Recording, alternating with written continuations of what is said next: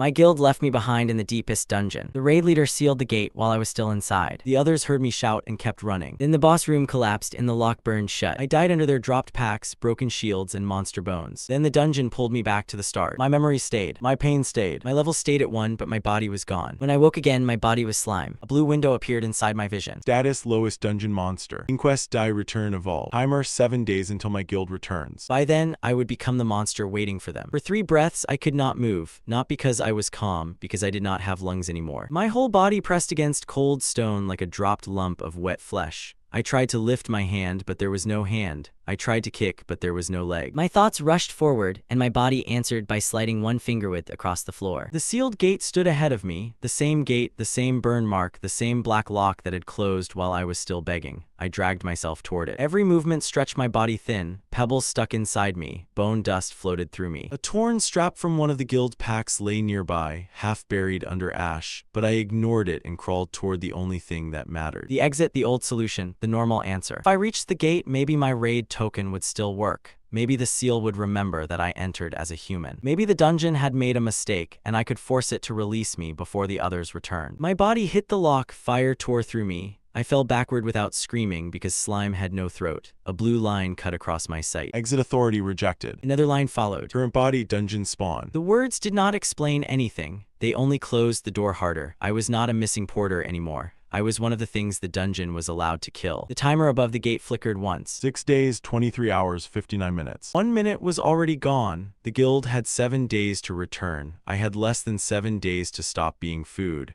Something scraped behind the bone pile. I turned my whole body toward the sound. 2 small lights blinked in the dark. Then teeth moved between the bones. The creature crawling out of the bone pile was not strong. That was the worst part. It was thin, low, and half-starved with a skull-shaped head and cracked claws that scraped the stone.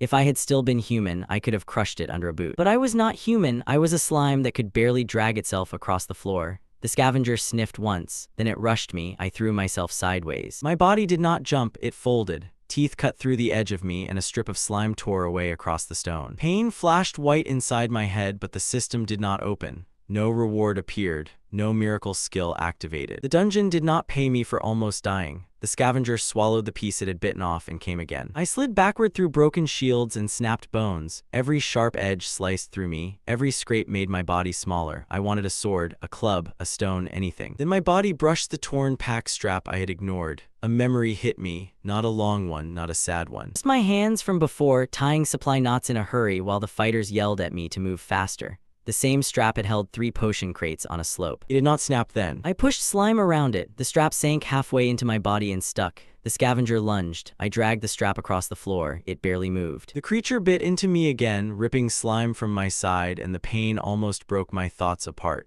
I forced myself to keep pulling. The strap scraped over broken stone, then caught in the same shallow groove where a trap plate had collapsed during the raid. I knew that groove. I had stepped over it before while carrying shields. The fighters had laughed because I remembered every useless crack in every useless hallway. Now that useless crack was the only thing between me and being eaten. The scavenger circled. It saw a weak slime. It saw torn meat. It saw food tangled around trash. It did not see the strap line. I pulled again. The strap tightened. The scavenger lunged straight through it. Its front claw caught and its skull slammed into a broken shield edge. Bone cracked, it fell, kicked, and shrieked. For 1 second I thought I had won, then it stood back up. The shield had wounded it, not killed it. The system stayed silent. The scavenger turned toward me with one eye broken and its mouth open. If I wanted the kill to count, I had to finish it myself. I had no jaw, but the system called this body a monster, so I forced it to act like one. The scavenger dragged itself toward me with its skull split and claws scraping sparks from stone. I wrapped what was left of my body around the broken shield edge, pulled myself forward, and dropped onto the wound in its face. Thrashed, my body spread across bone and teeth. The scavenger bit through me. I held on. It clawed at the floor. I held on. It rolled, crushing me against the broken shield, and half my body smeared across the stone.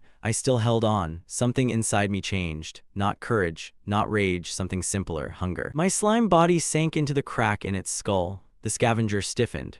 A bitter taste flooded through me, and its claws stopped moving one at a time. The blue window opened. Quest complete. Proof accepted. First kill. A tiny shard rolled out of the scavenger's chest and stuck inside my body like a coal underwater. Reward: acid bite. Evolution progress 1%. Warning: unstable body mass. The reward did not feel like power. It felt like poison. Thin burn moved through my slime, starting where I had touched the core shard. I tried to spit it out, but my body folded around it instead, sealing it inside me. My vision shook. The system opened again. Skill test available. A strip of blue light pointed toward the dead scavenger. I understood enough. The dungeon wanted proof, then it wanted more proof. I pressed myself against the corpse and used acid bite. The scavenger's cracked bone hissed, so did I. The skill melted a hole through the corpse, but the same acid thinned my own body. A chunk of me collapsed into steam.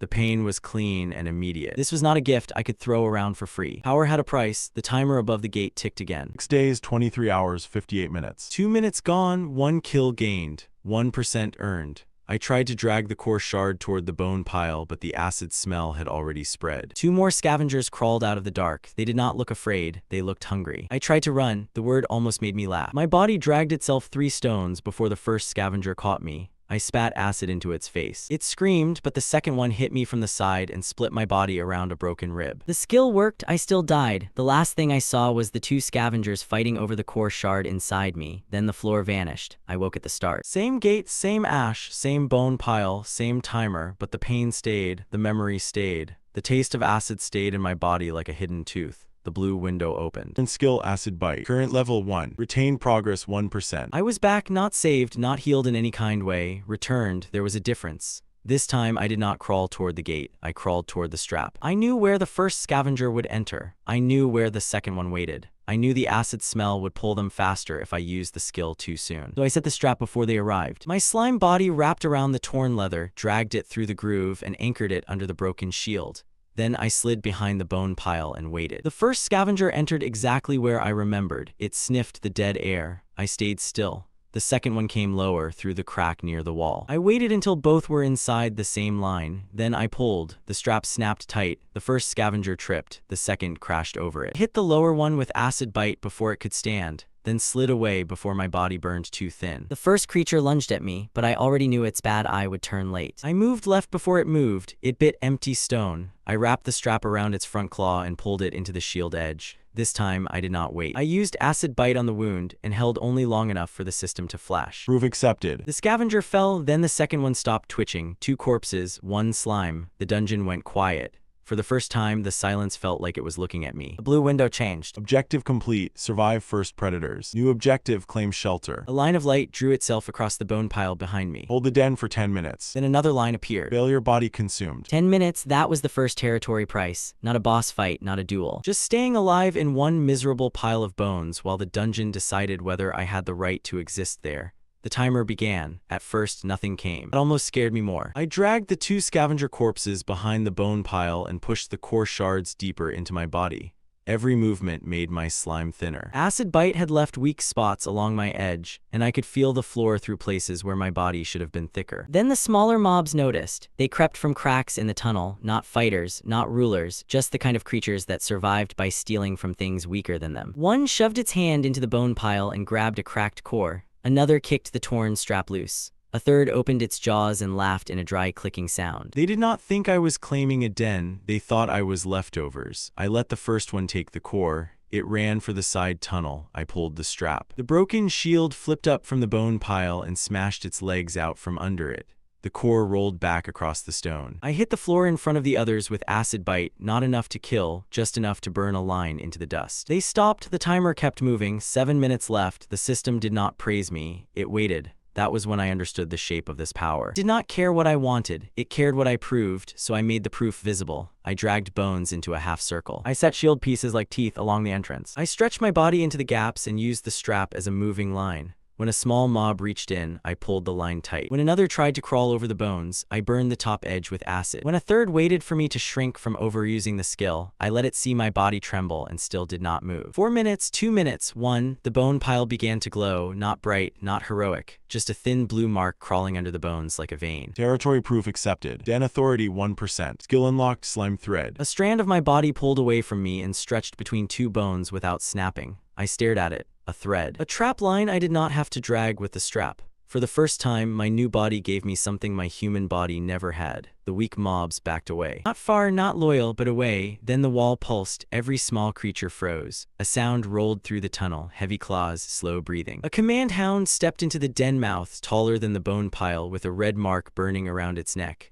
The weak mobs dropped flat. The hound looked only at me. The blue window opened. Authority violation detected. Survive correction. The hound lunged. The command hound killed me before I finished reading the window. It crossed the den in one leap. My slime thread snapped. My acid never reached its throat. Its claws hit my body and the bone pile vanished. I woke at the start. Same gate, same ash, same timer. 6 days, 23 hours, 47 minutes. 13 minutes gone, one den claimed, one correction waiting. My body remembered the hound's leap. That was the first lesson. It did not enter like a starving scavenger. It entered like an order given shape. So I went back. The den still waited. The wall still pulsed. The hound still came. I tested slime thread across the entrance. It snapped through the line and killed me. I woke again. Thread alone failed. I tested acid on its front leg. Tore the burning piece off and killed me. I woke again. Acid alone failed. I hid under the shield scraps. It followed the core shard inside my body and killed me. I woke again. Hiding failed. I abandoned the den before it arrived. The red mark around its neck flashed and my body froze mid-crawl. Then it killed me. I woke again. Running failed. The timer dropped. 6 days, 23 hours, 19 minutes. Almost an hour gone. No level increase. No reward. No evolution. Only 4 answers. Thread could slow objects, not the hound. Acid could wound, not stop it. Hiding failed because it tracked the core. Running failed because the red mark could command my body. On the next run, I stopped watching its teeth. I watched the mark. The red ring did not glow all the time. It pulsed before each order, once before it entered, once before it turned, once before it struck. The hound was not choosing every move. Something was commanding it. I threw a bone shard against the left wall.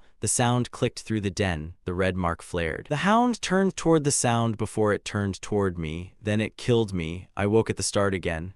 This time, the pain came with a plan. The hound was stronger than me, faster than me, built to erase my den, but it obeyed signals, and signals could be moved. I crawled toward the strap, the broken shields, the bone pile, and the thin blue thread waiting inside my body. The next run would not be another test. It would be the setup. Next run started before the wall pulsed. I did not crawl toward the gate. I did not stare at the hound's entrance. I built the room. The strap went under the broken shield edge. The shield edge went beside the trap groove. Bone shards went into the wall cracks, not as weapons, but as sound. I stretched slime thread between them until the den looked empty and wrong. Every line was thin. Every line cost body mass. By the time the wall gave its first warning pulse, I was already smaller than when the run began. That was the price. The command hound entered. The red mark around its neck flared. I pulled the first thread. A bone shard clicked against the left wall. The hound turned left. Only half a step, but half a step was the first time it had moved where I wanted. It lunged. I pulled the second thread. A shield scrap rang from the right. The red mark flashed again. The hound's body twisted between 2 orders, one from the mark and one from the sound it was trained to erase. Its claws carved through the bone pile, but the leap came crooked. My strap snapped tight. The hound did not fall. It was too strong for that. But its front leg dragged across the shield edge and its head dropped for one breath. I used that breath. I threw myself at the red mark around its neck. Acid bite activated before fear could stop me. The hound slammed me into the floor. My body thinned. The mark burned against my slime. For a second, I thought the command would freeze me again. Then the red ring flickered, split, and cracked like a bad seal. The hound staggered. I pulled every thread at once. Bone shards clicked from 3 sides. The broken shield rang. The strap snapped. Command hound turned toward all of it and none of it, and its own momentum carried it into the collapsed trap groove. This time, I did not wait for the system. I bit the cracked mark again. The hound went still. The whole den froze with it. Weak mobs watched from the tunnel cracks. None of them laughed. None of them moved. They had seen the command hound erase creatures stronger than me. They had seen it enter my den like a rule. Now the rule lay broken. The blue window opened. Correction survived. Command Fang acquired. Den authority increased 4%. Skill growth, slime thread control improved. Fang rolled from the hound's mouth and sank halfway into my body. It was too heavy for me to carry, so I wrapped thread around it and dragged it behind me like a prize I had not earned cleanly enough to celebrate. The system opened one more window. First evolution path available. For the first time since waking in this body, I stopped moving. Then the requirements appeared. Required 3 den cores. Required 1 command Fang. Required 1 claimed nest. Warning, evolution cannot begin without territory proof. I had the Fang, I had 1 core, I had 1 den that barely belonged to me. The timer flickered above the gate in the distance. 6 days, 22 hours, 59 minutes. I had spent an hour learning how to survive 1 monster. The dungeon wanted 2 more cores and a second home before it let me become anything else. Then something small moved behind the watching mobs. A cracked hand reached for my remaining core. The cracked hand closed around my core. For 1 second, nobody moved. The weak mobs in the tunnel had just watched me break a command hound, but the old rule inside them had not died with it. A strong thing owned what it could guard. A weak thing lost what it could not hold. The thief was small enough to fit through a wall crack and desperate enough to try. It dragged the core away with both arms. I pulled slime thread after it, but the thread stretched too thin and snapped against the stone. The thief vanished into the crack. The watching mobs backed away from me. Not because they were guilty, because they wanted to see what I would do. If I could not protect one core, the den was only a glow on the floor. I wrapped myself around the command fang and dragged it behind the bone pile. The fang scraped a line through the dust. Every scrape sounded too loud. Every second felt expensive. The system window still hovered near my vision. Burst evolution incomplete. Missing 2 den cores. Missing claimed nest. The command fang was proof. The first core had been proof. Now proof could be stolen. I moved toward the crack. My body barely fit. Stone pressed into me from both sides. The command fang could not follow, so I buried it under shield scraps and left a slime thread line wrapped around it. If anything touched it, I would feel the pull. That was not safety. It was the closest thing I had. The crack opened into a lower crawl space filled with old scavenger shells. A second nest waited there, half collapsed and unclaimed. Core dust glowed between the bones. The system reacted. Claimable nest detected. That should have been good. It was not, because the thief had passed through this place already. Its trail dragged across the dust and continued into a patrol tunnel. I understood the choice before the system wrote it. Stay here and claim the second nest, or chase the stolen core before it became someone else's resource. A normal monster would choose the nest. A starving monster would choose the closest food. A porter counted what could not be replaced. The nest would stay. The core was moving. I crawled after the trail. The tunnel narrowed, then dropped into a shallow channel where old bones had been crushed into white mud. The thief had slid through quickly. I could not. My body kept catching on sharp chips and losing small pieces. The timer ticked in the corner of my sight. 6 days, 22 hours, 31 minutes. I had the evolution path. I did not have the price. Ahead, the thief stopped. I heard clicking voices, then a deeper scrape answered, a patrol. The thief pushed my core into the open like an offering. It was not brave. It was surviving the only way it knew. A patrol creature lifted the core, turned it in one claw, and looked toward the crawl space I had just entered.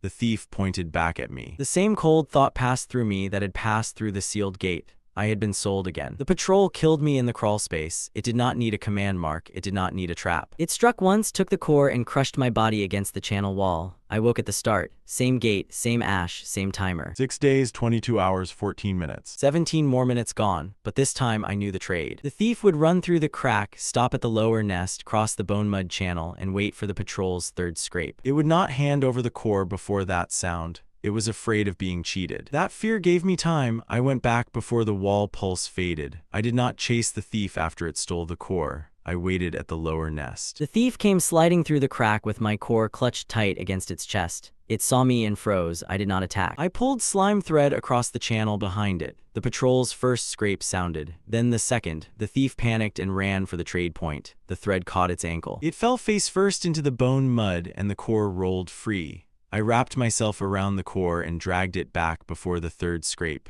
The patrol entered the channel. The thief looked at me, then at the patrol, then back at me. It expected me to leave it there. That would have been simple, maybe even fair. Simple revenge did not build a floor. I pulled the thief behind the broken nest wall and burned a line in the dust with acid bite, not at its throat, at the ground between us. You stole. I forced through a body that had no proper mouth. The sound came out wet and broken. The thief shook. The patrol scraped past the channel opening, searching for the missing trade. It did not see the core hidden under my slime. It did not see the thief pressed flat behind the nest wall. When it left, the watching cracks filled with eyes. The low mobs had followed. They had expected me to fail. Then they had expected me to kill the thief. I did neither. I dragged the core into the lower nest and made the thief drag bones after me. Every bone it moved went into the wall. Every broken shell became part of the barrier. Every watching mob saw the same lesson. Steal from me and I would make the theft cost more than it paid. Work for the den and I might let you keep breathing. The system opened. Second territory proof accepted. Core nest claimed. Evolution requirement updated. Den cores 2 of 3. Command fang complete. Claim nest complete. 1 core left, that was all. Then the patrol tunnel echoed again. Not one scrape. Many. The patrol had realized the trade failed. Now it was coming to collect from every crack. The patrol began collecting from the cracks. It did not ask. It reached into hiding holes and dragged out cores, scraps, and anything small enough to be taken. Low mobs pressed themselves flat against the walls and let it happen because that was how the floor worked. Strong things collected, weak things survived by losing less than everything.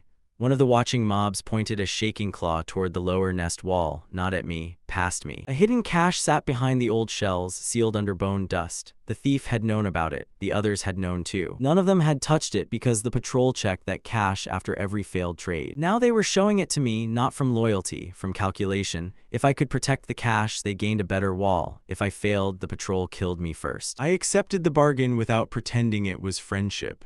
I slid under the shell wall and found the last core. It was larger than the others, cracked down the middle with dull light moving inside it. The moment I touched it, the patrol outside stopped scraping. It had heard the cache open. I wrapped slime thread around the core and pulled. The core was too heavy. I pulled again. My body stretched until the edges thinned. The patrol shoved its claws through the wall, tearing shells aside. Low mobs scattered. The thief I had spared grabbed one shell and shoved it back into place. Then another mob helped, then another, not brave, not loyal, just invested. That was enough. I dragged the core through the gap as the patrol broke the wall behind me. The system opened. Evolution materials complete. Banfang consumed. Den cores consumed. Flame nest consumed as anchor. The lower nest mark flared. The patrol lunged. I triggered evolution. The world folded inward. The core shards inside me burned like small suns. Slime thread snapped back into my body. The command fang dissolved into my center, dragging the memory of the hound's red mark with it. My body rose, not tall, not strong, just shaped. A spine cracked into place. Arms formed, fingers opened, claws touched stone. For one breath, I stared at my own hand like it was a legendary weapon. The blue window appeared. First evolution complete. Body dungeon goblin. Skill acquired scavenge. Trait retained acid bite. Trait retained thread control. Warning low rank body. Do not challenge patrol class enemies directly. The warning was almost funny. I had not become powerful. I had become usable. The patrol broke through the shell wall and stopped. It had chased a slime. It found a goblin crouched inside a claimed nest, holding a broken shell like a knife.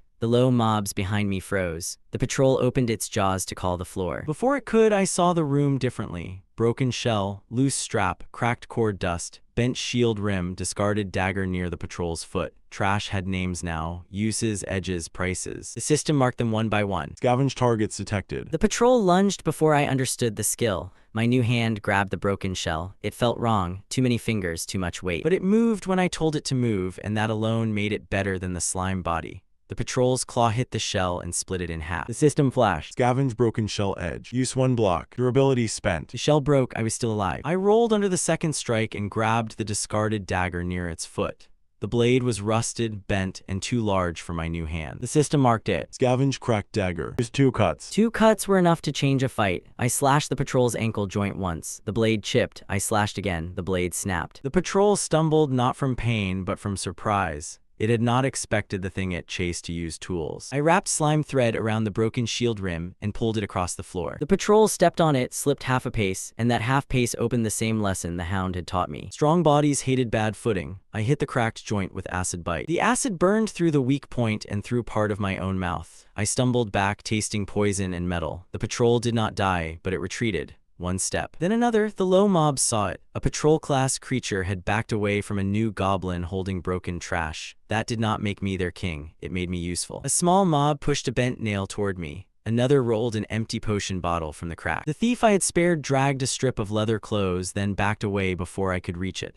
Offerings, not loyalty, not yet. I crouched over the scraps, and the system lit each one with a thin blue outline. Scavenge target bent nail. Scavenge target empty bottle. Scavenge target torn leather. For the first time, the dungeon floor looked less like a prison and more like inventory. Then the warning appeared. Durability rules active. Rejected tools break quickly. Sustained combat requires supply. The patrol lifted its head and scraped one claw against the tunnel wall. Answering scrapes echoed back. More were coming. The system drew a blue line through the lower crack, away from the patrol route, and toward a place I had passed as a porter without being allowed to stop. Objective: locate rejected supply tunnel. Reward: pack inventory. I looked at the scraps in front of me, then at the mobs watching from the cracks. If they wanted protection, they would feed the economy that protected them. I pointed toward every broken thing on the floor. Bring trash. This time they moved. Rejected supply tunnel was not hidden. That was why no one valued it. It sat behind a cracked support wall, marked by old scratches from raid boots and monster claws.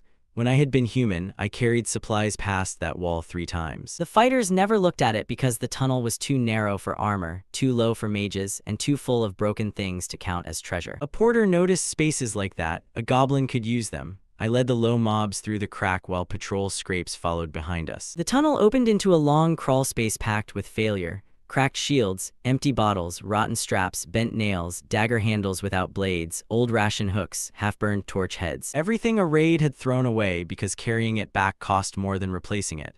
The system lit the whole tunnel in blue. Scavenge field detected. The patrol reached the entrance behind us. I grabbed the first cracked shield and held it up. Use 1 block. The patrol hit it, the shield shattered. A low mob shoved another shield rim into my hand before I could turn. I blocked again. The rim bent around the patrol's claw and locked there. I pulled slime thread through the handle, tied it to a support hook, and rolled under the next strike. The patrol yanked its arm back, the hook held, the wall cracked, dust fell, the tunnel shifted, not collapse, tilt. Enough. I grabbed an empty bottle and spat acid into it. Improvised acid vial. Use 1 throw. I threw it at the patrol's feet. The bottle burst and the acid spread across the stone. The patrol stepped back. The low mob saw the space open and pushed more scraps toward me. Bent nail, leather strip, torch head, broken dagger handle. None of them were good weapons, that was fine. Good weapons belonged to people who expected fair fights. I jammed the bent nail through the dagger handle, wrapped it with leather, and used it once to cut the strap holding a pile of shields overhead. The pile dropped, the patrol staggered. The weapon fell apart in my hand. The system opened while I was still moving. Objective complete. Rejected supply secured. Reward pack inventory. A blue grid opened around me, not large, not clean, not generous. 6 empty slots floated inside my vision. I grabbed a bottle, a strap, a shield rim, a hook, a torch head, and a cracked core chip.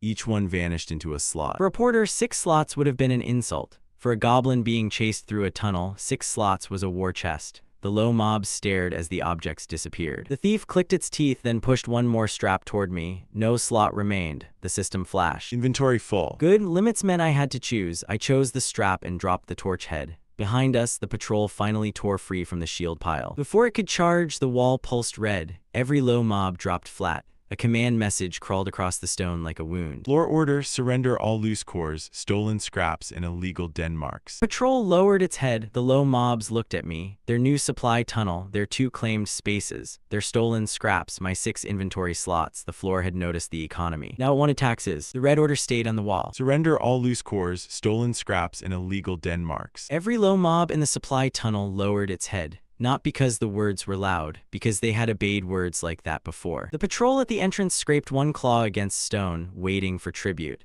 Behind it, a bone cart rolled into view. The cart was almost empty, but the stains inside it told me enough. This was not the first tunnel it had stripped. A small mob pushed 1 bent nail toward the cart. Another pushed a cracked bottle. The thief I had spared held a leather strip against its chest and stared at me like it was waiting to learn which rule mattered now. The old floor rule was simple. Give up the scraps, keep breathing. My rule had to be better or nobody would follow it twice. I looked at my 6 inventory slots. Strap, bottle, shield rim, hook. Core chip. Loose slot, not enough to save every scrap, enough to make the floor pay for taking them. I pointed to the broken things no one wanted first. Empty bottles, shield splinters, dagger handles with no blades, rotten straps, nails bent almost flat. Tax pile, I said. Words came out rough, but the low mobs understood the gesture faster than the voice. They shoved trash into the center of the tunnel. The patrol watched, then clicked in satisfaction. It did not know trash had become dangerous here. It only saw weak creatures obeying. I used scavenge on the pile. Blue outlines flickered across the broken objects. Scavenge target, empty bottle. Scavenge target, loose hook. Scavenge target, torn strap. Scavenge target, shield rim. I put the hook into my inventory, then pulled it out under the pile where the patrol could not see. I tied slime thread around the hook, threaded it through 3 bottlenecks, and soaked the lowest strap with acid bite until it smoked faintly. The patrol shoved the cart forward. 2 low mobs flinched. I did not.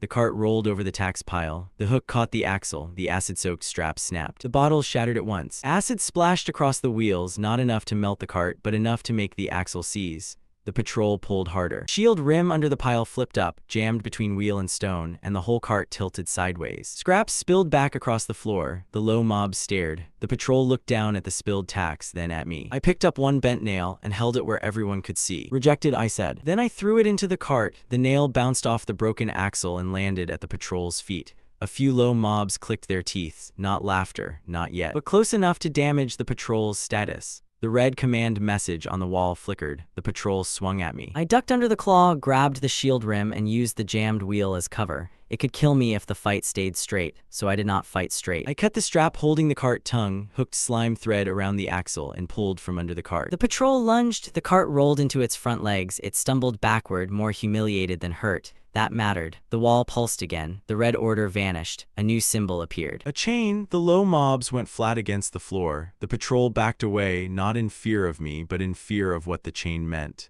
The supply tunnel turned silent. Then the system opened. Authority response increased. Tax refusal witnessed. Warning, command chain enforcer dispatched. The floor had sent a collector for scraps. Now it was sending something that collected obedience. The command chain enforcer did not rush. That made it worse. It walked into the supply tunnel with a red chain dragging behind its spine.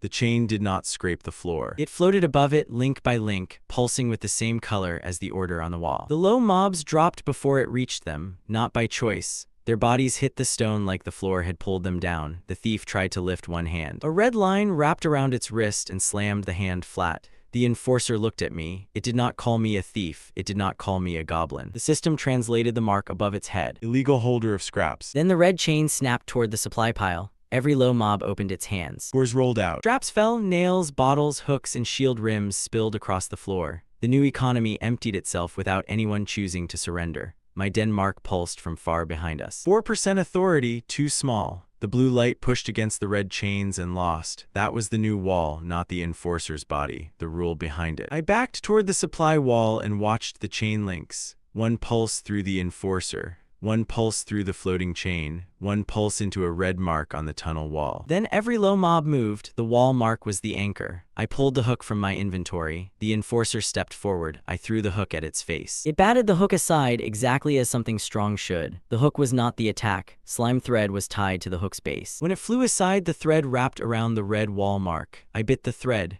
Acid ran down the line. The wall hissed. The enforcer turned, too late. The red mark cracked across the middle. Every low mob in the tunnel took one breath at the same time. Not free, not yet, but able to breathe. The enforcer slammed its chain into the ground. The crack in the wall mark stopped spreading. Then a new link rose from its spine and pointed at me. The system opened. Command pressure redirected. My body froze from the feet upward. Goblin claws locked, jaw locked. Even my old slime thread went stiff in the air. The enforcer had stopped collecting from the floor. Now it was collecting me. The low mobs stared from the ground. They could move a little now, enough to run, enough to leave me. For a second, nobody did anything. Then the thief pushed one cracked bottle with its shaking hand. The bottle rolled across the stone and tapped my frozen foot. A useless object, a rejected tool, a reminder. Still had one loose inventory slot. The chain tightened around my chest. I could not move my hand, but inventory answered thought. The bottle vanished into the blue grid. Then reappeared above my shoulder. It fell. I bit it as it dropped.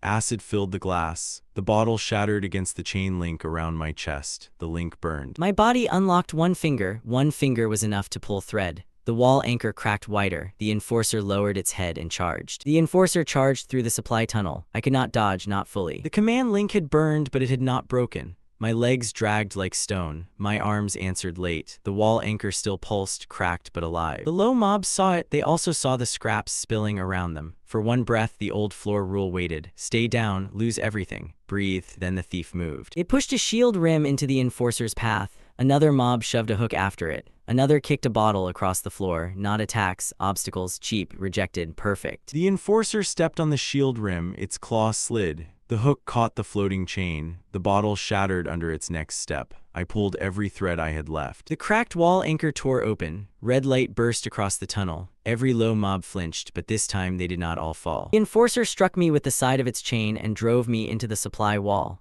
My body hit stone hard enough to empty my thoughts. For a moment, the old command returned. Kneel, surrender, be collected. The word pushed into my bones like a hand. Then the blue window opened through the red. Proof condition active. Resist command. I bit the chain. Acid filled my mouth. The chain burned hotter than the hound's mark. It did not taste like metal. It tasted like an order that had been obeyed too many times. My jaw almost locked. I forced it closed harder. The link cracked. The enforcer staggered. The wall anchor split all the way through. Low mobs rose from the floor, not tall, not brave, not cleanly united. Just up. That was enough. They shoved every scrap they had into the enforcer's legs. Bottles broke, hooks caught, straps tangled. shield rims bent. The enforcer ripped through most of it, but every step came slower. I wrapped slime thread around the cracked chain link and pulled. The link tore free. The enforcer froze. Then every red chain in the supply tunnel went slack. The blue window opened. Command chain proof accepted. Skill acquired. Command resistance level 1. Authority increased 7%. Faction condition unlocked. Shared scrap defense. The low mobs did not cheer. They looked at the broken enforcer, then at their own hands. For the first time, the floor had told them to kneel, and something else had happened. The enforcer dragged itself backward, chain broken, body still alive but status ruined. It vanished into the patrol tunnel, leaving a cracked red link behind. I picked it up. The link burned my hand, but I did not drop it. The system opened again. Second evolution path detected. Available route Ash Imp. Requirements Furnace Ash Core. Requirement Silent Kill inside heated territory. Requirement Crosses smoke route without triggering patrol alarm. The window shifted. A blue line pointed beyond the rejected supply tunnel, down toward a place where the air already shimmered. Warning, current goblin body is vulnerable to furnace heat. The low mobs backed away from the hot draft. I looked at the broken command link in my hand. The floor had tried to collect my scraps. Now I needed to collect its fire. Furnace route opened under the supply tunnel like the dungeon had been waiting for me to notice it.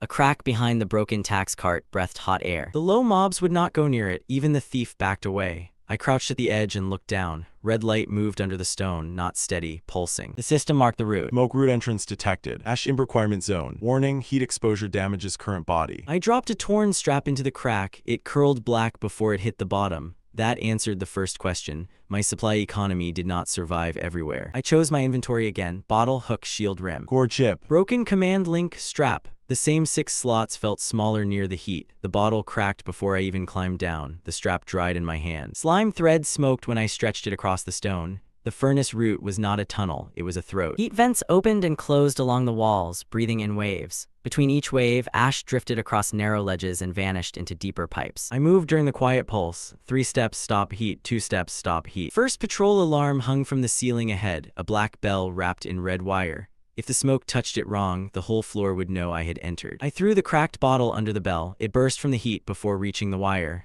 Useless. I grabbed the shield rim and held it over my head as the next vent opened. The metal heated so fast I almost dropped it. My goblin hand burned. I kept moving. The system flashed. Heat strain rising. Thread control weakened. Scavenge durability reduced. Every tool became worse here. Every breath of hot air made my thoughts slower. At the far end of the ledge, I saw it. A small black core set inside a mound of gray ash. Furnace ash core, the first evolution material for the next body. I moved too soon. The vent under my feet opened. Heat threw me sideways into the wall. The shield rim bent across my arm. My strap caught fire. Slime thread snapped before it reached the ledge. The alarm bell swung once, not enough to ring, close enough to make my body freeze. I threw myself backward through the quiet pulse and slammed into the entrance crack. Low mobs scattered as I rolled out with smoke coming off my hands, and 1 pinch of gray ash stuck under my claws. Not the core, not the reward, a clue. I stared back into the crack. The vents did not open randomly. 3 short breaths, 1 long breath. Then the left wall slept for 2 seconds. The furnace route could be crossed, but not by rushing, not by carrying trash like a normal supply run. The heat had burned my strap, cracked my bottle, warped my shield, and almost rung the alarm.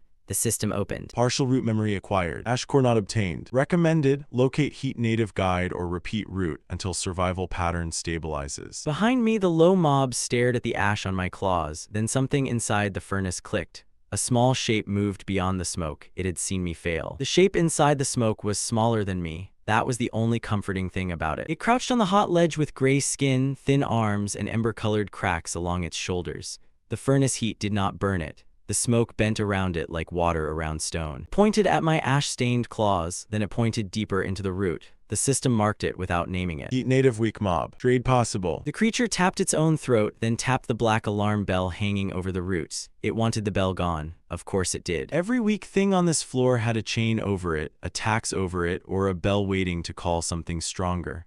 I pointed at the ash core. It nodded once. Not trust a bargain, I followed it through the first 3 vent pulses. Short, short, short, long left wall slept, moved. The creature knew the rhythm better than I did. It moved 1 step before each safe window, then stopped where the smoke curled low. Halfway through, it took a side path. The bell wire above us trembled. I stopped. The creature did not look back. A thin furnace patrol crawled along the ceiling, its claws hooked into the stone. It was blind, but the bell wire ran through its back. Kill it wrong, and the bell would ring. Touch the wire wrong, and the bell would ring. let it pass, and it would smell the low mobs behind me when they tried to use this route later. The guide had not betrayed me for the patrol, it had brought me to the price. Silent kill inside heated territory. I pulled the warped shield rim from my inventory. Still bent. Still ugly, still useful. I slid it under the bell so the clapper could not swing. Then I stretched slime thread around the wire and tied it to the hook. The thread smoked in the heat. I had seconds. The furnace patrol lowered its head. It smelled me. I waited until the vent pulse covered the sound. Then I jumped. Goblin legs were weak, but they were legs. My hand caught the patrol's neck wire. Acid bite burned through the joint under its skull. It jerked once. The bell tried to ring. The shield rim held the clapper. The hook held the wire. My thread snapped. The patrol fell into the smoke without a sound loud enough to matter. The system opened. Silent condition met. The heat native guide stared at the dead patrol. Then it moved aside. The ash core waited in the mound beyond it. I grabbed it. The core did not burn like normal fire. It pulled heat out of the room and pushed it into my bones. My goblin body shook. The broken command link in my inventory rattled. The ash on my claws spread up my arm. System opened. Furnace ash core acquired. Smoke route crossed without alarm. Second evolution requirements complete. The heat native guide clicked once and backed into the smoke. Still not loyal, but not in my way. The system gave me no safe room. No ceremony, no pause. The furnace route shook. Something larger had noticed the silent patrol was gone.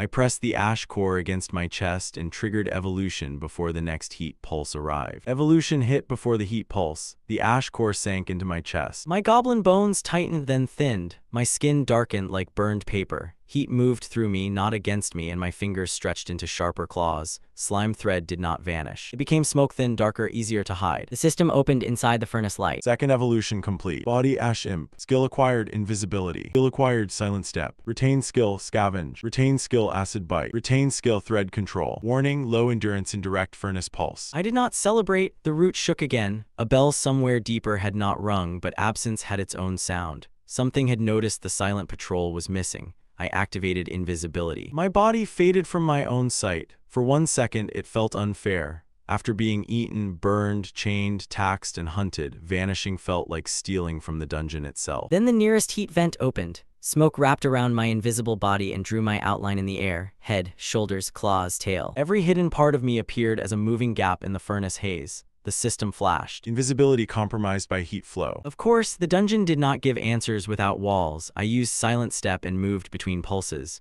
No foot scrape, no claw click, no breath. Skill worked when the floor was quiet, but the furnace was never fully quiet. Pipes knocked, vents coughed, chains shifted inside walls. Every sound covered me, then betrayed me when the heat changed direction. I reached the next ledge as a patrol crawled beneath it. Invisibility hid me from its eyes. The heat outlined me above its head. I froze. The vent pulse faded. My outline vanished. The patrol moved on. I understood the new rhythm immediately. Invisible during still air, visible during heat breath, silent on stone, revealed in smoke. Strong enough to pass where a goblin died, not strong enough to stop thinking. I crossed the ledge, one pulse at a time, until the route opened into a taller chamber. The furnace warden tower rose ahead. Black bars, red vents, a hanging bell bigger than my old body. Inside the tower, something massive shifted. The heat native guide had disappeared. The low mobs were far behind me. For the first time since the command hound, I stood alone in front of a wall that did not need to chase me. It only had to notice me. The system opened. Objective updated. Acquire furnace root authority. Required disable warden alarm. Required survive tower heat. Required remain undetected until first strike. The large shadow inside the tower stopped moving. A red eye opened behind the bars. It looked directly at the space where my invisible body stood. The furnace had found me. Furnace warden looked straight at my invisible body. That was the first answer. Not the full one, just enough to keep me alive for one more breath. I did not move. The red eye behind the tower bars narrowed, following the smoke wrapped around my shoulders. Invisibility hid my skin. It did not hide the gap my body made in hot air. The warden raised one arm. A furnace vent opened above me. Heat rolled down the ledge. My outline appeared in the smoke like a drawing made by the dungeon itself. I used silent step and moved before the warden struck. The floor behind me exploded into sparks. No roar, no warning, just one heavy blow where my body had been. I slid under a black pipe and pressed myself against the stone. Silent step erased the sound of my claws, but the pipe heat pushed smoke around my back. The warden's eye shifted with it. It was not seeing me, it was reading what I changed. That was worse. I could hide from eyes, I could silence footsteps. I could not stop existing in the air. The system opened for half a second. Invisibility compromised. Detection source heat displacement. The tower alarm hung ahead, suspended between 6 thin wires. Each wire crossed the chamber from wall to wall, glowing dull red whenever a vent breathed. The warden did not need to chase me through the whole route. It only had to force me into one wire. I waited for 3 short breaths, then the long one. The left wall slept. I moved. Silent step carried me across the first gap. The warden did not hear me. The smoke did. It curled around my arm, showing the movement like a trail. The red eye snapped toward me. I dropped flat as a heat blast cut through the place my head had been. The blast hit the alarm wires and all 6 of them hummed. Not ringing yet, warning. I had one chance to retreat before the tower woke fully. I threw a hook toward the closest pipe and pulled myself under the ledge. The hook heated in my grip. The metal burned my palm, but I held it until my body cleared the wire path. The warden struck again. The ledge cracked. I fell through hot smoke and landed near the lower vent with one wing of my new body half numb from heat. Not dead. Not successful. The timer flashed as I dragged myself out of the tower mouth. 6 days, 21 hours, 48 minutes. The furnace route had taken more than time. It had taken certainty. Invisibility was not safety. Silent step was not safety. Even evolution was not safety. But failure still paid in one kind of currency the dungeon had not learned to tax. I knew how the warden saw. It did not track my body, it tracked disturbed heat. If I wanted to pass the tower, I did not need to blind its eye. I needed to blind the air. I went back to the supply tunnel before trying the tower again, not to rest. Rest was a word for people who owned safe rooms. I needed trash. The low mobs gave it quickly this time. Cracked bottles, charred straps, bent hooks, shield flakes, ash caught in broken ration tins. They did not ask why. They had learned that questions were slower than survival. I filled the 6 inventory slots and returned to the furnace route with smoke already crawling over the walls. The warden waited behind the bars. Its red eye opened the moment the heat shifted around me. I threw the first cracked bottle into a vent pulse. The glass burst. Ash and hot vapor spread in the shape of a small body. The warden struck it. Stone shattered where I was not. Good. I threw the second bottle higher. This one burst near the alarm wires and the smoke curled around the wire cage like fingers reaching for the bell. The warden turned too fast. It trusted heat movement. That was the flaw, not stupidity training. The floor had taught it that anything moving through heat was an intruder. It had never needed to ask whether the intruder was real. I used silent step under the false trail. 1 vent, stop, 1 bottle, move, 1 ash burst, drop. The warden struck each ghost I gave it. Every strike shook the tower. Every shake made the alarm wires hum. I counted the hums. 3 soft, 1 hard. 2 seconds before the wires settled. That was the safe gap. I crossed under the first wire while a false outline drifted above it. The red eye followed the outline. I crossed under the second. A vent opened too early. Heat wrapped around my legs. The warden's eyes snapped down. I threw the heated shield flake from my inventory. It spun through the smoke, bright with stolen heat. The warden struck it hard enough to split the pipe behind it. Steam burst into the chamber. For one breath, the air was full of bodies. Mine, false ones, broken ones. Moving heat everywhere, the warden lost me. I reached the alarm core beneath the hanging bell. It was not a bell rope. It was a small red knot of command wire, pulsing with every furnace breath. If I cut it wrong, the tower would wake. If I burned it wrong, the wire would scream. If I touched it too softly, the warden would recover before anything changed. I held the cracked command link from the supply tunnel in one hand. The broken link still carried the taste of floor orders. The alarm core pulsed. The warden turned back toward me. I had one silent strike. I pushed the broken command link into the alarm core. Not hard. Hard would ring it. I slid the cracked link between the pulsing wires, waited for the furnace breath to rise, and bit the lowest knot with acid. The core smoked. The bell twitched. I held the clapper still with 2 fingers and silent step active, as if silence could hold metal in place. The wire burned through. The bell did not ring. For the first time since I entered the furnace route, the tower went quiet. The warden's eye widened, not fear, loss of certainty. It struck where the alarm should have told it to strike. I was already gone. The furnace still breathed. 3 short, 1 long, left wall slept, right pipe screamed. I pulled every remaining decoy into the vent path. Ash, bottle glass, shield flakes, scraps of heated leather. They burst around the tower bars and the warden attacked the false bodies again. This time I was not crossing, I was aiming. The warden smashed the left pipe. Heat redirected through the broken bar gap. It struck the warden's own arm. The creature staggered. I cut the second pipe strap with the broken dagger handle I had saved for one use. The strap snapped. The pipe dropped. Furnace heat poured across the tower floor, not where I stood, but where the warden's legs were locked into its guard track. It tried to pull free. The tower had been built to protect it. That also meant the tower knew where to hold it. I wrapped smoke-thin thread around the alarm frame and pulled myself above the red eye. Acid bite hit the cracked wire behind its head, the one that had fed the tower's heat sight. The warden slammed backward. The tower bars lit. The floor shook.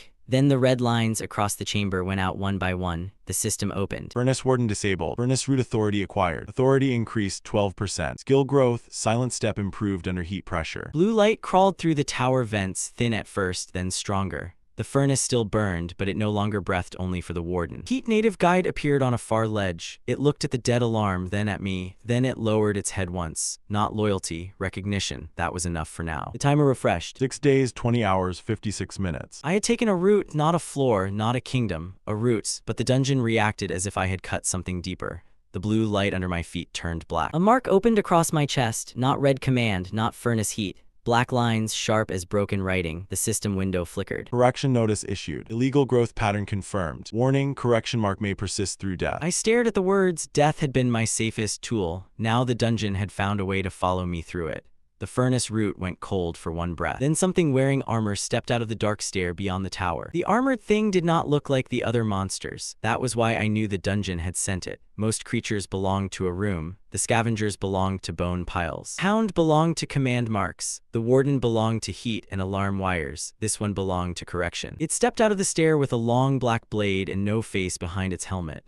The mark across my chest tightened the moment it arrived. The system gave it a title, then cut the letters in half before I could read them. Correction unit. That was enough. I activated invisibility. The unit turned toward me. I used Silent Step. The unit raised its blade. I moved during the vent pulse. The blade moved first. It cut through the smoke where my body would be, not where it had been. I barely escaped the first strike. The second one hit. Cold spread from the wound to the black mark. My body failed. I woke at the start. Same gate, same ash, same timer, and the same black mark across my chest. I stared down at it. Death had brought back the pain. Death had brought back the skills. Now death had brought back the enemy's claim. The system opened. Correction mark retained. Warning, repeated correction contact increases adaptation. The floor under me pulsed once. Far away, beyond bone pile, supply tunnel, furnace root, and tower stair, I felt the correction unit turn. It remembered enough. I went back anyway. I tested distance. The blade stretched farther than it should. I died. I woke. I tested invisibility without smoke. The helmet turned slower, but it still turned. I died. I woke. I tested Silent Step through broken vents. The unit waited where the sound should have ended. I lived 4 breaths longer. Then I died. I woke. Each attempt gave me something. Each attempt gave it something too. That changed the value of death. I could not throw bodies at this wall forever. The mark was not just following me. It was teaching the correction unit how to answer me. On the next run, I did not enter the stair. I returned to the supply tunnel. The low mobs saw the black mark and backed away. Good, they should. I opened the system window before the correction unit reached the furnace stair. Current path unstable. Ash Imp stealth insufficient against correction adaptation. New evolution route detected. The next window unfolded like a weapon rack. Chaos Knight path. Requirement 3 broken weapon cores. Requirement cursed armor fragment. Requirement survive 1 correction strike while armed. Warning, path favors direct conflict and weapon mastery. I looked at my hands. Ash claws, smoke thread, silent feet, good tools, wrong wall. The correction unit was learning how to hunt a hidden thing. So I needed to become something that did not need to hide. The system drew a blue line away from the furnace route and toward a place I had avoided since waking in the dungeon. The old corpse passages. Where failed raiders left their gear, where human weapons went to rot, where my old life might still be waiting under dust. The corpse passages smelled like rust, dust, and old mistakes. I had carried gear near this place as a porter, but I had never been allowed to enter. The fighters said it was useless. Too many broken weapons, too many failed parties. Too much bad luck clinging to armor that had already lost once. Now bad luck had a use. The system marked the passage. Corpse gear route detected. Chaos Knight material zone. The black correction mark tightened across my chest. Far behind me, metal scraped once. The correction unit had entered the furnace route. I did not have time to search carefully. I used scavenge on the first pile, a sword without a handle. A spearhead cracked through the middle. A mace head split like an old tooth. Blue outlines flickered, then failed. Most of the gear was too dead even for scavenge. Then 1 broken dagger pulsed. Broken weapon core detected. I grabbed it, the blade crumbled, but a small iron bead remained in my palm. 1. I found the second inside a shattered axe buried under ribs and dust. When I pulled it free, the corpse trap under it snapped shut around my wrist. Rusted teeth dug into my arm. I almost used invisibility out of habit. Pointless. The trap did not need eyes. I burned the hinge with acid bite and tore my hand free. 2 weapon cores. The correction unit scraped closer. I moved deeper and found a torn piece of cloth caught under a shield. At first, it meant nothing. Then I saw the mark stitched into it. A healer's mark, not a system mark, not a dungeon mark, human thread. My thoughts stopped. A memory opened before I could push it away. The gate was closing. Someone behind the others turned back. A hand reached for the seal. A voice shouted that I was still inside, then another voice ordered them to leave her. The memory cut off as the correction mark burned across my chest. I dropped to one knee. The cloth stayed in my hand. The system did not explain it. Good. I did not want it explained yet. I shoved the cloth into my inventory and forced myself forward. The cursed armor fragment waited at the end of the passage, fused to the chest of a dead knight. Black metal, cracked at the edge, still holding shape after everything around it rotted. Scavenge marked it red. Cursed armor fragment detected. Warning, direct contact causes strain. I grabbed it anyway. Pain climbed up my arm like cold fire. The fragment did not want to become material. It wanted to stay part of the dead. I pulled harder. The armor snapped free. The corpse under it collapsed. The correction unit stepped into the passage behind me. Its blade dragged through the dust. The black mark across my chest answered. The system opened. Chaos Knight materials incomplete. Weapon cores 2 of 3. Cursed armor fragment acquired. I needed one more weapon core. The correction unit raised its blade. Of course, the last piece was behind it. The final weapon core lay inside a broken sword behind the correction unit. I could see the blue pulse through its rusted blade. The correction unit saw me see it. Then it stepped in front of it. For a moment, the old answer tried to rise. Hide, loop, try again. The mark on my chest burned before I moved. The unit had adapted to that answer. If I kept treating death like a cheap route, the correction would keep learning faster than I did. The Chaos Knight path did not ask me to escape. It asked me to survive one strike while armed, so I picked up a dead man's shield. Scavenge marked it. Broken shield guard. Use 1 impact. One was enough if I spent it right. The correction unit came forward. I activated invisibility, not to hide the angle of my hand. I used silent step. Not to run, to close the last space without warning the blade. The unit still turned. Its black sword came down. I raised the broken shield. The impact drove me to the floor. The shield split. My arm went numb. The black mark across my chest opened like a wound made of light. The blade stopped for one breath. The system flashed. Requirement met. Survive correction strike while armed. I did not waste the breath. I rolled under the broken shield, reached past the unit's leg, and grabbed the rusted sword behind it. The blade dissolved in my hand. The final weapon core remained. 3 iron beads floated around my palm. The cursed armor fragment in my inventory tore itself free. It slammed into my chest. The weapon cores followed. The correction unit raised its blade again. The system opened. Chaos Knight evolution requirements complete. Trigger evolution. There was no safer room, no better timing, no version of this where the enemy waited politely. I triggered it. The corpse passage went silent. The cursed armor fragment spread across my ribs, not as full armor, not yet.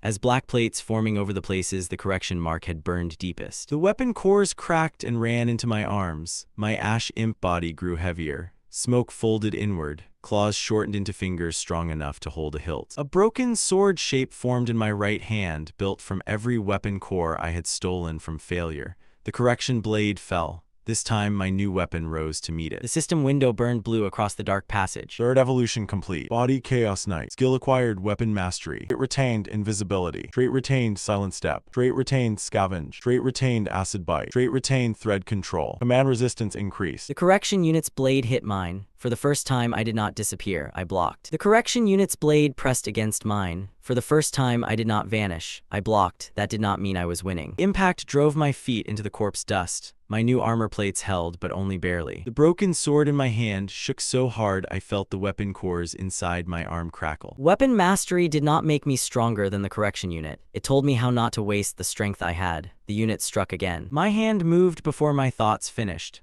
The sword tilted, caught the black blade near its weak angle, and slid the force away from my chest. The strike still threw me against a pile of broken spears. The system flashed. Weapon mastery active. Warning, body strain rising. Good. Warnings meant I was alive enough to read them. I grabbed a broken spear shaft from the corpse pile.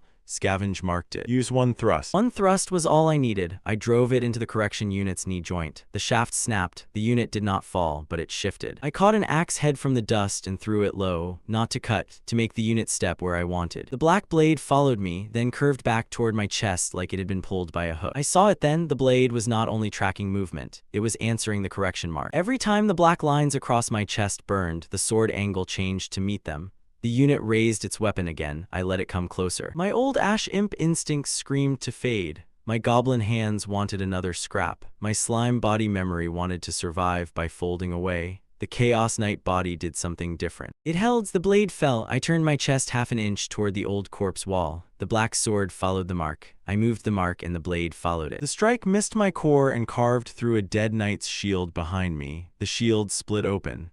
Inside it, a rusted chain dropped to the floor. Scavenge lit it blue. Broken restraint chain. Use 1 bind. I picked it up. The correction unit paused for the first time. Not long enough. I had spent the whole fight trying to escape the mark. Now I knew the mark could move the blade. If I could move the blade, I could move the units. I wrapped the broken restraint chain around my left arm. It was too rusted to hold a normal monster. That was fine. I did not need it to hold the unit. I needed it to catch one wrong strike. The correction unit attacked. I turned my chest toward a pile of dead shields. The black blade followed the mark. At the last breath, I shifted. The blade cut past me and slammed into the corpse shields. The impact threw splinters across the passage. I hooked the restraint chain around the flat of the blade and pulled with both hands. The unit tore backward. The chain almost snapped. Weapon mastery showed me the mistake before I made it. Do not pull against strength. Change the angle. I stepped inside the unit's guard, twisted the chain around the sword wrist, and let the correction mark flare. The blade tried to return to my chest. The chain dragged the unit's arm across its own body instead. Its second hand reached for my throat. I caught a broken mace handle from the floor. Use 1 impact. I struck the helmet. The mace handle shattered. The helmet cracked. No face waited behind it, only black light. The unit drove its shoulder into me and slammed me against the corpse wall. My armor plates split along the chest. The correction mark burned through the cracks, trying to reopen fully. The system flashed. Move condition active. Redirect correction force. I planted my feet. I pulled the chain. The unit's own blade carved through the black mark it had burned into the floor behind me. The mark sparked, split, and snapped back into my chest. For one breath, I thought I had failed. Then blue lines spread over the black mark like armor stitching. Correction proof accepted. Command resistance improved. Correction mark stabilized. Warning, correction authority not removed. The unit stopped pushing. Its cracked helmet turned toward the deeper stair. Then it stepped back, not defeated, not dead, withdrawing. That was almost worse. Enemies that ran could return with answers. The correction unit pulled its blade free of the restraint chain.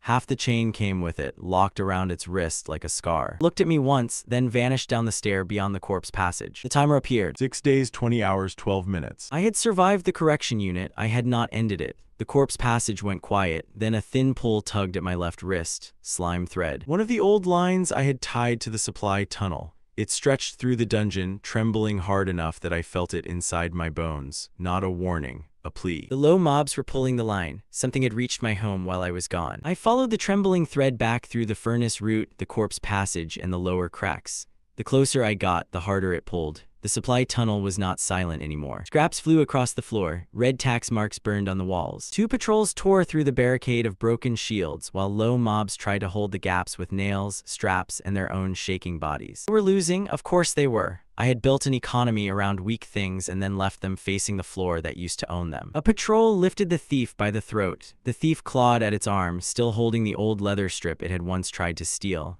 I stepped into the tunnel. The patrol stopped. The low mob stopped too. They saw black armor plates, ash smoke, a broken sword, and blue lines sealing a correction mark across my chest. They did not see the slime. They did not see the goblin. For one breath, even my own faction did not know me. Then I picked up a bent nail from the floor. Weapon mastery marked the angle. Scavenge marked the use. I flicked the nail into the patrol's wrist joint. The thief dropped. A small mob clicked once from behind the scrap wall. Recognition moved faster than words. The patrol charged. The tunnel was too narrow for a full sword swing. If I used the Chaos Knight body like a brute, I would destroy the walls I came to save. So I shortened the grip. I used the broken sword like a hook, not a blade. One patrol strike hit my guard and slid into a shield rim braced by 3 low mobs. Another strike came from the side, and I caught it with the flat of a discarded axe head before the weapon broke apart. Scraps, I said. The low mobs moved. A bottle rolled to my foot. A strap slapped into my hand. A hook slid across the floor. They were still afraid. But fear did not stop them this time. I tied the strap to the hook, swung it low, and caught the tax cart axle before it reached the den supplies.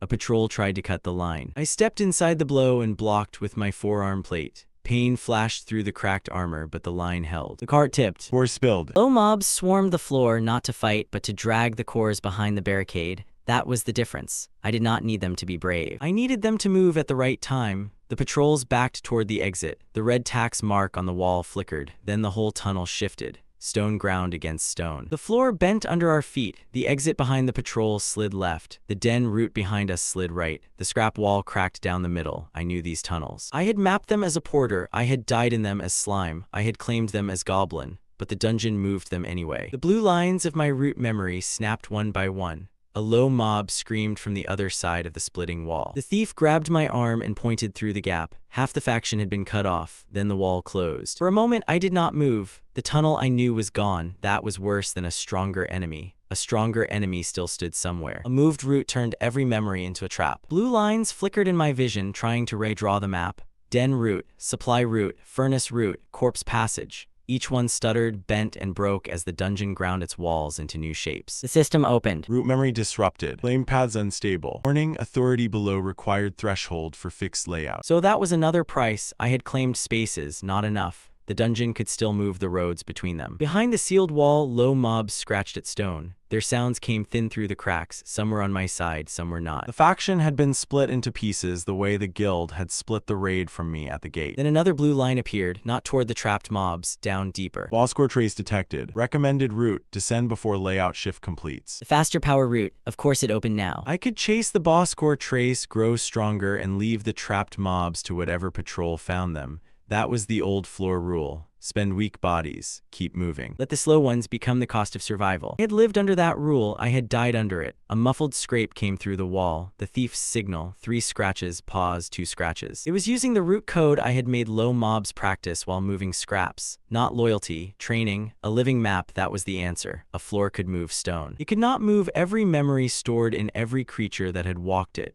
If I lost the faction, I lost more than workers. I lost witnesses, signals, extra eyes. The root network I could not hold alone. I turned away from the boss core trace. The system did not praise me, it only changed the objective. Optional route rejected. Rescue route unstable. Time cost unknown. Good, unknown meant the dungeon did not own the answer yet either. I pushed my broken sword into the seam where the wall had closed.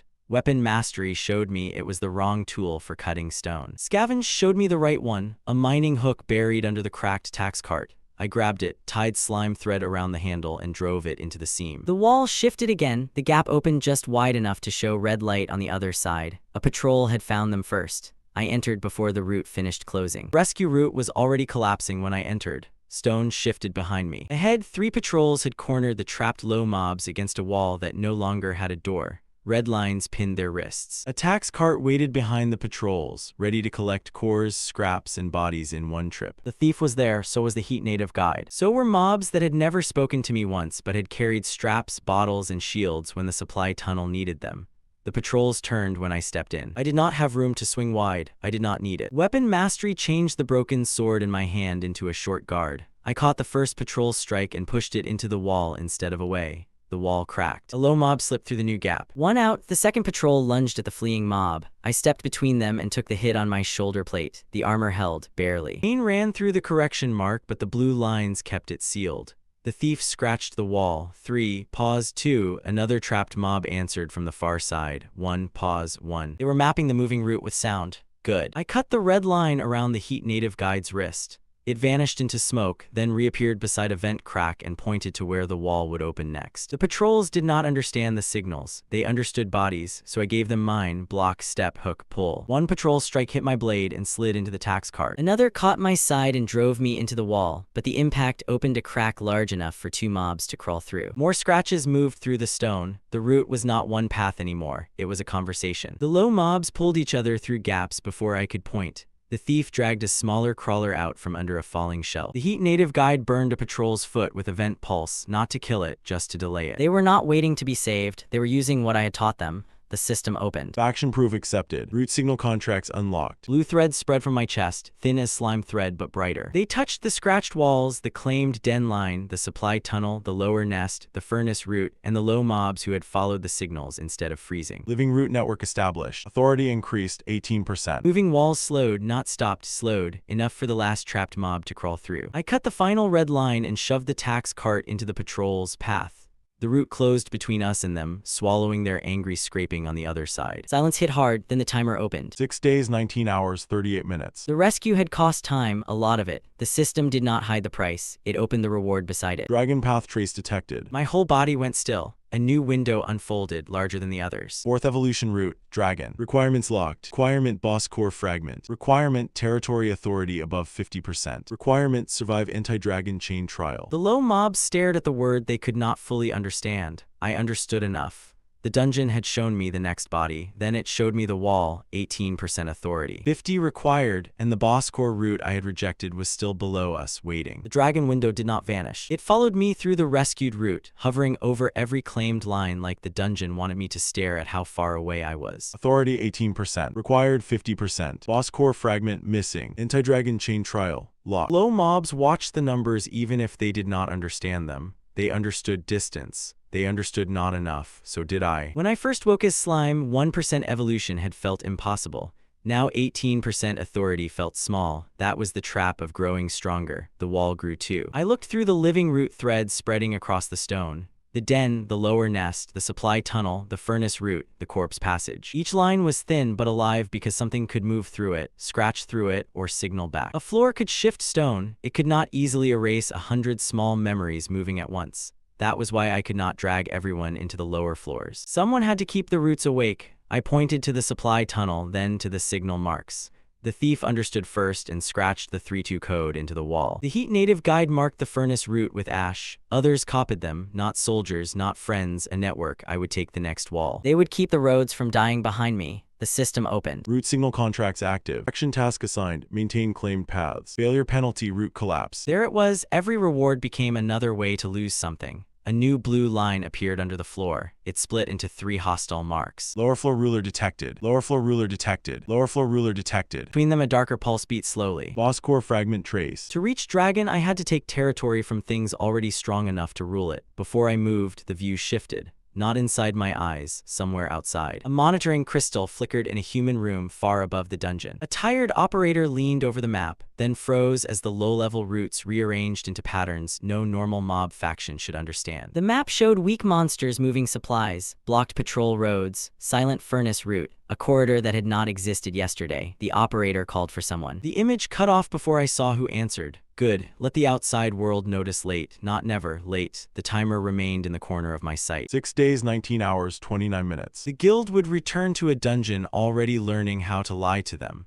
I tightened my grip on the broken sword and stepped toward the lower floor route. Behind me, scratches moved through the walls. 3, pause, 2, the network was awake. Ahead, the first lower floor ruler roared from the dark. The dragon path had opened. Now I had to pay for it. First lower floor ruler did not wait in a throne room. It waited in the air. The route beneath the supply network opened into a tunnel filled with green-black vapor. The fog did not drift randomly. It moved in bands, cutting the path into safe stone and killing stone. My Chaos Knight armor blocked the first wave. Then the poison stayed inside the plates. My stronger body became a sealed jar. The system opened. Lower floor ruler domain detected. Poison root authority active. Warning, armor retains toxic vapor. I stepped back before the second wave hit. The low mobs watching through the signal threads went silent. They could not follow me here. Their route marks shivered at the tunnel mouth and stopped. This ruler owned the breath of the floor. I looked at the fog again. 3 thin waves, 1 heavy wave. Then the lower vents slept. The furnace had taught me heat. This place used poison the same way. A different breath, the same kind of rule. I moved on the 3rd thin wave and slammed my broken sword into the first vent cover. Weapon mastery showed the angle. Scavenge showed the weakness. The cover bent, not enough to break, but enough to change the flow. Poison rolled across my chest. The armor trapped it again. Pain spread under the plates. I almost retreated. Then the old slime memory stirred. This body had learned poison before it learned hands. Acid bite had burned me every time I used it. Toxic force was not foreign. It was just another cost that wanted to live in my body. I pressed my palm to the vent edge and let the retained toxin answer. The poison did not vanish. It recognized a path. Red controls stretched through the vent crack, carrying a thin line of my own acid into the lower pipe. The poison wave bent toward it, not obeying me, following what hurt it. The ruler moved for the first time. A long shape uncoiled from the fog ahead, all ribs, vents, and a mask-like head with no mouth. Its body was built from the tunnel itself. Every breath it took pushed poison through a different wall. It lifted one hand, the fog thickened, my root threads shook. Behind me, the living root network answered with scratch signals through the stone. 3, pause, 2, not a map, a rhythm. They could not enter, but they could count the breaths with me. I struck the second vent on their signal. Poison reversed through the pipe. The ruler inhaled to command the next wave. It pulled back its own fog. The mask cracked. I crossed the killing stone before the next wave formed and drove the broken sword through the vent seam under its ribs. The weapon was not strong enough to kill a ruler, so I used it as a handle. I pulled the ruler into the pipe it owned. The poison wave hit from behind. This time, the armor plates on my chest opened along the correction scars and let the vapor pass through instead of trapping it. The ruler took the full breath. Its body folded inward. The system opened. Lower floor ruler defeated. Poison root authority acquired. Authority increased 29%. A blue line cut through the green fog. Behind me, the low mobs scratched once in answer. Then the floor below shook. A new mark appeared ahead, not poison. A bridge made of claws opened over a black drop, and something on the far side slammed a gate shut. The second ruler had felt the first one fall. Now it was closing the path before I reached it. The claw bridge waited over a black drop. It was not built, it was alive. Hundreds of hooked bones reached from both sides of the gap, opening and closing like fingers waiting for payment. At the far end, a ruler with 4 arms and a spine of keys sat above the gate, watching the bridge the way a merchant watched a scale. System marked the path. Claw bridge authority active. Toll required 3 cores or 1 living body. The words did not surprise me. That was how this dungeon thought. Pay with weak things, move strong things forward. The living root threads behind me tightened. Some of the low mobs had followed close enough for the bridge to sense them.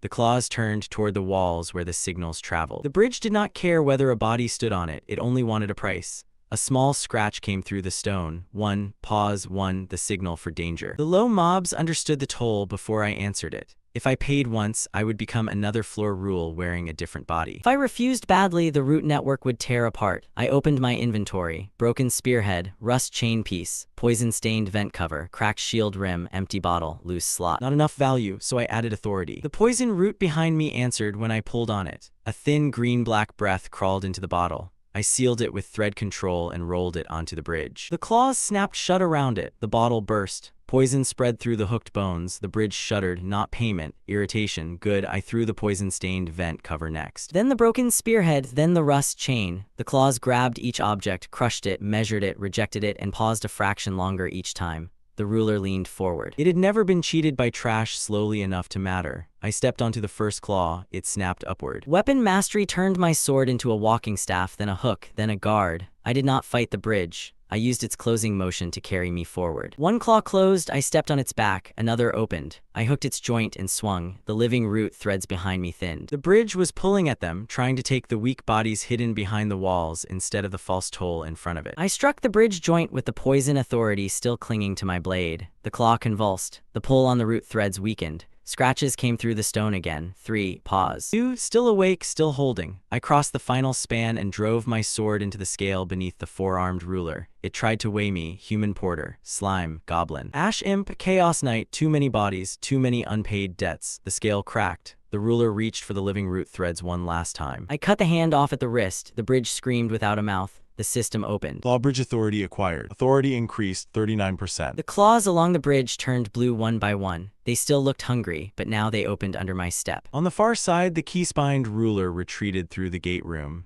It slammed 3 locks behind it. The boss core trace pulsed beyond those doors. A final lower floor ruler waited inside the mechanism itself. Gate room did not have a throne. It had locks, 3 walls of them, bone locks, iron locks, red chain locks. Each one opened and closed around numbers glowing in the air. The 4-armed ruler from the bridge had retreated into the center mechanism. Its spine of keys fused to the door itself. The boss core trace pulsed behind it. The gate looked at me and counted. Authority 39%. Required 50%. The lock stayed shut, then it counted my inventory. 6 slots, too small. It counted my body. 1, too small. It counted the root behind me. Poison root. Claw bridge, supply tunnel. Furnace root, corpse passage, den, lower nest. The numbers flickered. The ruler did not like that. It had counted bodies as tolls. It had counted cores as payments. It had counted authority as ownership. It had not learned to count creatures that could remember a road together. The living root threads touched the gate room one by one. A scratch signal came through the left wall. 3, pause. 2, an ash mark lit through the furnace line. A thread tugged from the supply tunnel. A core thief, a heat guide, and dozens of weak bodies repeated the root signs from spaces the gate thought were separate.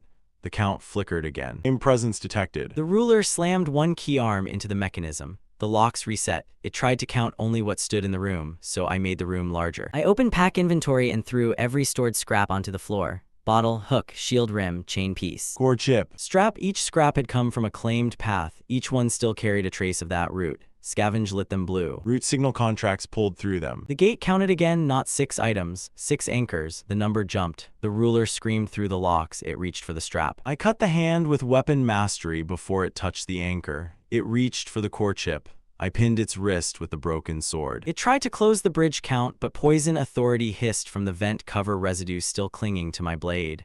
The gate mechanism stuttered. One lock turned blue, then another. In a whole wall, the system opened. Gate room authority contested. Root network accepted as distributed claim. The ruler tore itself from the door and lunged at me with all remaining keys. I did not meet it with power, I met it with count. Every time it struck, I shifted one anchor. Every time it reset a lock, a root signal touched it from a different side. The gate could stop one body. It could not stop every claimed road from saying the same thing at once. The final lock turned blue. The ruler froze, still holding 3 keys in its broken hands. The system window filled my vision. Gate room authority acquired. Authority increased 52%. The first time, the dragon requirement lit instead of rejecting me. The boss core chamber opened behind the locks. The air that came out was not hot, poisoned, or dark. It was heavy, like something inside the dungeon had been waiting for a creature foolish enough to qualify. The boss core chamber had no guards. That was how I knew it was worse than guarded. At the center of the room, a dark blue fragment floated above a broken circle of old raid scars. Sword marks, burn marks, cracked spell lines. The floor remembered every party that had reached this place and failed to leave with the core intact. The system opened. Boss core fragment detected. Dragon path requirement available. I stepped into the circle. The fragment turned toward me, not physically. It had no face,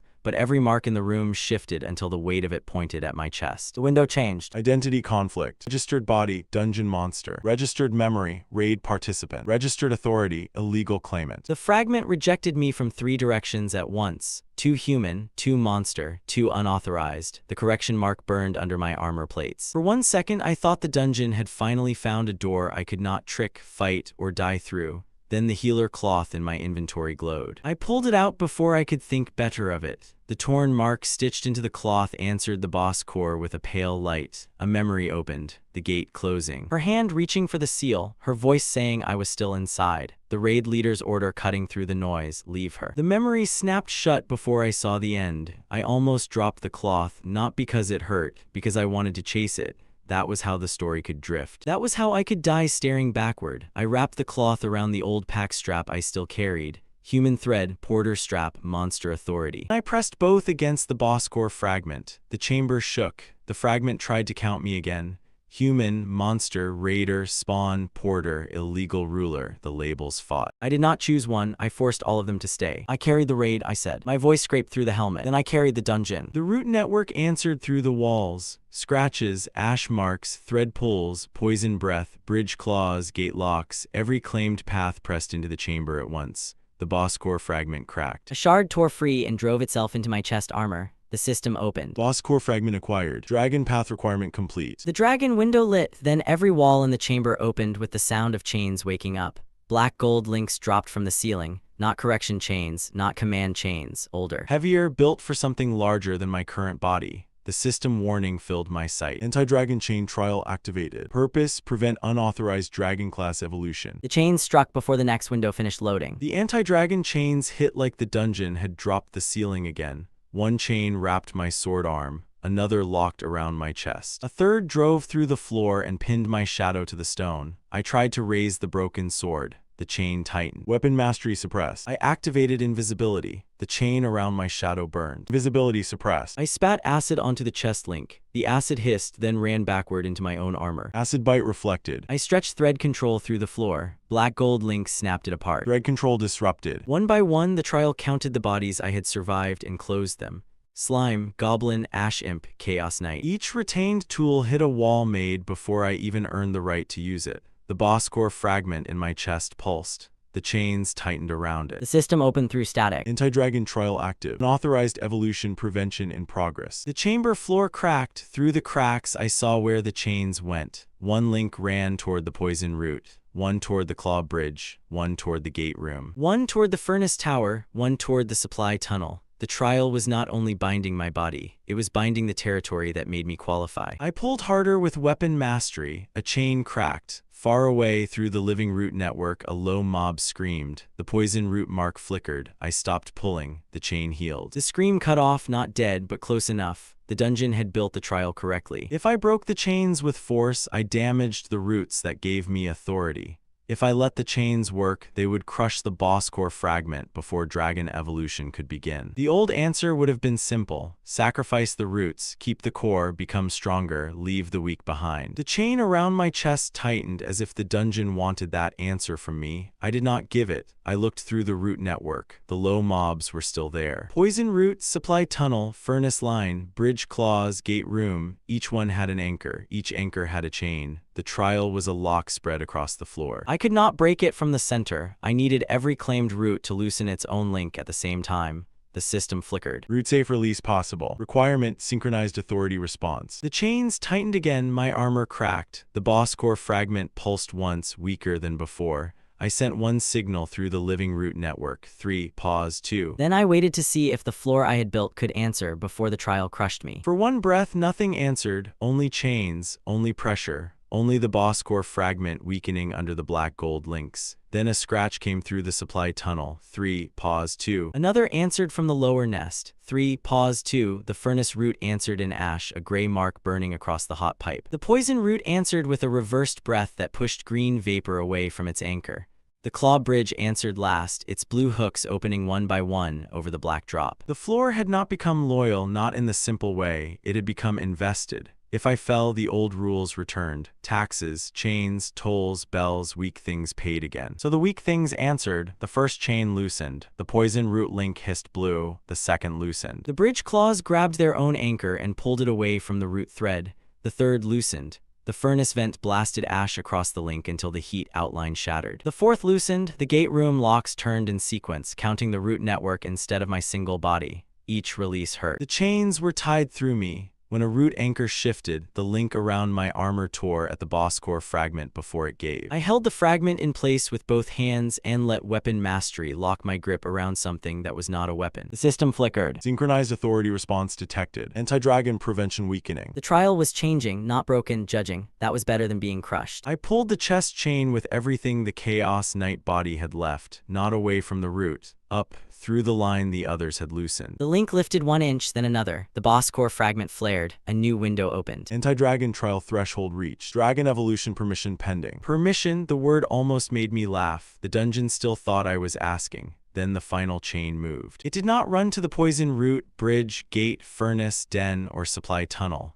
It ran down, deeper than the boss core chamber, deeper than the lower floor rulers. A vast pressure opened under my feet, and for the first time, I felt something looking back through the dungeon itself. Not a patrol, not a ruler, not a correction unit. Core, a single eye of blue-black light opened behind the last chain. The system window bent around it. Dungeon core observation active. Unauthorized dragon candidate confirmed. The final chain tightened, the boss core fragment cracked, every root signal screamed through the network. I held on. The dragon path opened anyway, not fully enough. Scale patterns burned across my armor. Heat gathered under my ribs. The chain around my chest snapped halfway through, and something inside me unfolded like wings trying to remember they existed. The system flashed one line before the chamber vanished in light. Fourth evolution beginning. The dungeon core had noticed me, too late to stop the first change, maybe not too late to punish the next one. The fourth evolution did not feel like victory. It felt like the dungeon trying to pull my body in 2 directions. One force dragged me upward into scale, heat, and a body too large for the tunnels that had saved me. The other pulled down through the final anti-dragon chain, trying to nail every new bone to the floor before it finished forming. Chaos Knight armor split. Scale plates grew through the cracks. The broken sword in my hand melted into my claws, then reformed as a dark ridge along my forearm. My ash smoke folded under my shoulders. My goblin hands became talons strong enough to tear stone. The slime memory stayed deeper than all of it, holding every old wound like proof that this body had not arrived clean. The system opened through the light. Fourth evolution complete. Body Abyss Dragon. Skill acquired Dragon Scale Guard. Skill acquired Abyss Flame. Obtained traits confirmed. The words should have made the chamber smaller. Instead, the chamber made me smaller. The dungeon core I watched from behind the last chain. The final anti-dragon link did not break. It sank into my chest. Black gold metal burned across my scales and wrapped under one wing root like a scar that had learned how to breathe.